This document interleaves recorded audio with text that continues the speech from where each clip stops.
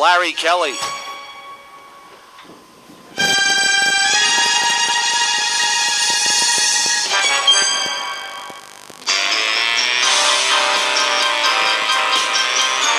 Larry, it's always good to see you, my friend, as people try to take cover.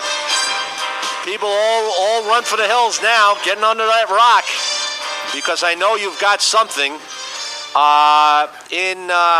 in your bag of information there, in your suitcase, shall I say, or your briefcase. I was just having a pleasant conversation with you where you dropped a fact on me that I was astounded by. Okay. In federal employment, there is one rule of thumb. An employee of the federal government cannot involve themselves in a partisan election as a candidate or a prospective candidate. You have to leave your position with the federal government if you want to screen for a federal position, for a federal elected position in a partisan election. So in other words, if I'm working for the federal government, I'm collecting a federal check, and I all of a sudden I'm thinking, you know, honey, I'm gonna run for office. I'm gonna run for Congress.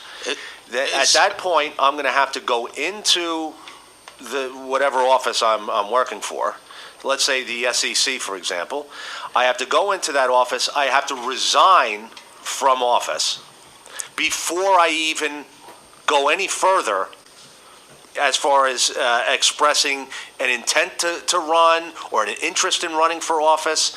We saw it this week with that assistant U.S. attorney that was handling the prosecution of the Republican congressman from Staten Island, Mike Brooklyn, Representative Grimm. That individual who was prosecuting that case had to resign to indicate that then he was open to being screened by the Democratic Party for that vacant position of the assembly person from Long Beach. Oh, right. Kapinski, I think it is. Or okay. Yeah. So basically what you have is, you go back to Mark Lesko. When he wanted to become the town supervisor in Brooklyn, he had to resign. Brookhaven, yeah. He had to resign from his position as an assistant U.S. attorney in order to start talking about the position in Brookhaven. Okay. So that's a settled rule. And the Office of Special Counsel in Washington, D.C. sends out periodic reminders to every federal employee that you are not allowed to screen for a partisan election while you're still an employee of the federal government. So don't do it. And those, I've looked at ones from early 2001 from the Office of Special Counsel reiterating that point, and that's the place that federal employees go to for guidance on what they can and can't do with regards to campaigns.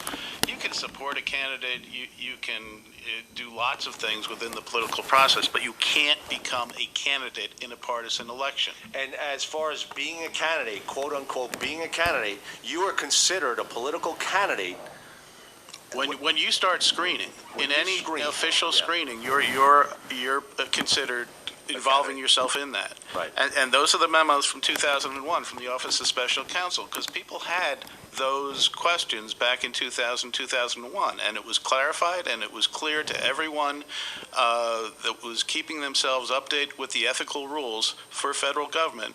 It might not. I mean, the people you hang out with and you know in your family tree, you know, it's not. But the average voter, wow, he was an he's an SEC attorney. So we found that during his career, the inspectors general found that he had failed to abide by the rules of the SEC and had disclosed the name of a whistleblower to the corporation that the whistleblower had blown the whistle on. Right, that's the J.P. Morgan case, right, where this guy was called in to the SEC. You know, he's going to talk about, you know, he wants to say, listen, he's going to reveal himself as a whistleblower, and he just so happened to call, I think George Damos is the one who got the call. And then George Damos went around his back, the whistleblower's back. Well, this is what the inspectors general found. So basically you just look at that and say, okay, so that was his time in the SEC. But what you talked about the other day was this incredible story that while he was in the SEC, while he's an attorney charged with the integrity of the SEC, he violates the Hatch Act and seeks a political office and interviews for the political office. Now, that boggled my mind because you are destroying the integrity of any investigation you are doing as an SEC attorney. Now, he brags about doing something at the tail end of Madoff. Yeah. If he's part of the team and he's violated the Hatch Act and he hasn't disclosed that to the superiors at the SEC, that's problematic for every investigation he touches. Let's just assume all the facts are correct as we laid them out here. He was still employed by the SEC. He screened for the Republican nomination for Congress, and then, of course, he didn't get the nomination, so then he went back to work. When you talk about when you're a federal employee, do you have time? Could you go into your superior and say, "Hey, listen, I'm running for office. I'm going to seek the nomination. Can you put me on hold? Can I have some sort of?" No, you cannot do that. No, you can't do it. You just have to disassociate yourself. For Congress, he should come forward and say, "Yes, I messed up.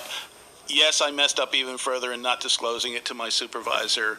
I was reckless. I was whatever. And basically, please understand that this is the factual circumstances that occurred." And unless you hear that, what's your assumption going to be?